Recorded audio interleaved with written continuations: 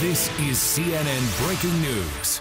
You're in the CNN newsroom. I'm Monica Cabrera in New York. Hello on this Sunday. We began this hour following breaking news, and it's from the war against ISIS. The United States military leading the coalition in the skies over Syria has shot down a warplane there. This is a first. An American military fighter jet shooting down a Syrian bomber over Syrian territory. It happened here near the city of Raqqa, the ISIS stronghold in northern Syria. Our global affairs correspondent, Elise Labott, is with us. Elise, tell us what happened and how significant this is in the war against ISIS. Well, Anna, about 4:30 p.m. local time, Syrian pro-regime forces started attacking the U.S. and coalition-backed Syrian Democratic forces who were making an advance on Raqqa, that area near Raqqa, that self-proclaimed ISIS capital, really that last stronghold. The U.S. made a show of force to kind of scare, in essence, those pro-regime forces away by flying low at a very slow speed.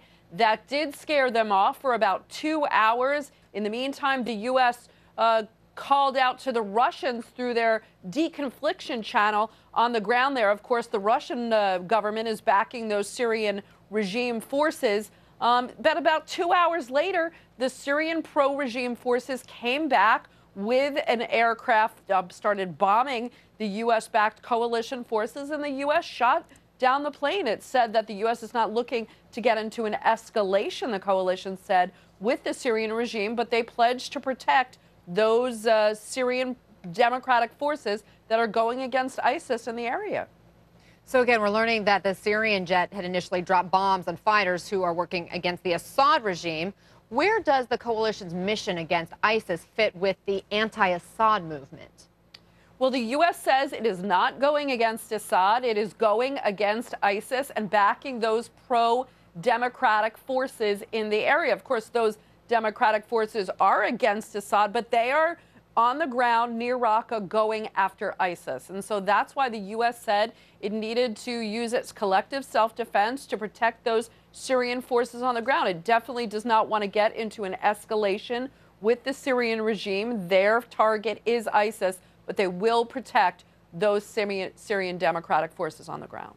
Elise Labott, thank you so much. I want to bring in our military analyst, retired Lieutenant Colonel Rick Francona. Colonel, it has been several years since an American warplane shot down another warplane, but this, we want to have some perspective here. Is this shoot down part of the coalition's rules of engagement or a decision made based on what happened in Raqqa? Yeah, this was strictly a tactical decision. We've told the Syrians before that we will defend the SDF, the Syrian Democratic Forces on the ground. That's the pro-U.S. forces, mostly made up of the Kurds. When they came under attack, the rules of engagement were met, and there was an F-18 responded accordingly and shot down this Syrian fighter bomber. So given that it's an F-18, I'm sorry, I didn't mean to interrupt you there, apologies. But given that it's an F-18, as you point out, what does that tell you? That it was a Navy jet or a Marine Corps jet? I know there are different branches that fly the Hornet.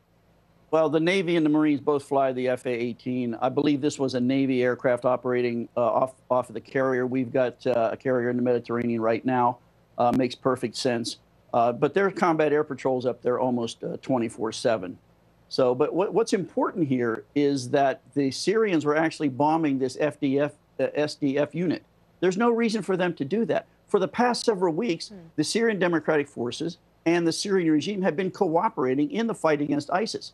They have different goals. The SDF is going after Raqqa. They're going after the ISIS stronghold there. They're backed by us. They are actually the American boots on the ground. That's the way we've structured this. On the Syrian regime side, they're trying to push past Raqqa further to the east to relieve the pressure on their garrison at Deir ez-Zor. Deir ez-Zor is a city in eastern Syria surrounded by ISIS. It's been under siege for 2 years. They've only been kept alive by air support. The Syrians are trying to push through and get there. They've been cooperating. They're operating on parallel tracks. There's no reason to fight each other when the goal is further to the east. So this is really strange that this was happening today. And I think when the analysis is all done, somebody on one of these sides made a mistake. They didn't mean to pick a fight with the other guys. But once that fight ensues, the sides have to do what they have to defend their positions. And that raises greater concerns because it's a first in the skies over Syria. How do you see the Syrians responding? Well, I don't see the Syrians responding very much at all. They are in no position to take on the coalition air power. The only air force in the region that would even think about doing that would be the Russians. And I think we've developed a relationship with the Russians enough that we're going to be able to tamp this down. The Russians know this was a stupid thing for the Syrians to do. We know it was a stupid thing for the Syrians to do. And I think at the higher echelons, the Syrians know it was a stupid thing for them to do. So I think this will fast be put behind us, and both units, the SDF and the Syrian regime, will continue on, the main focus being ISIS.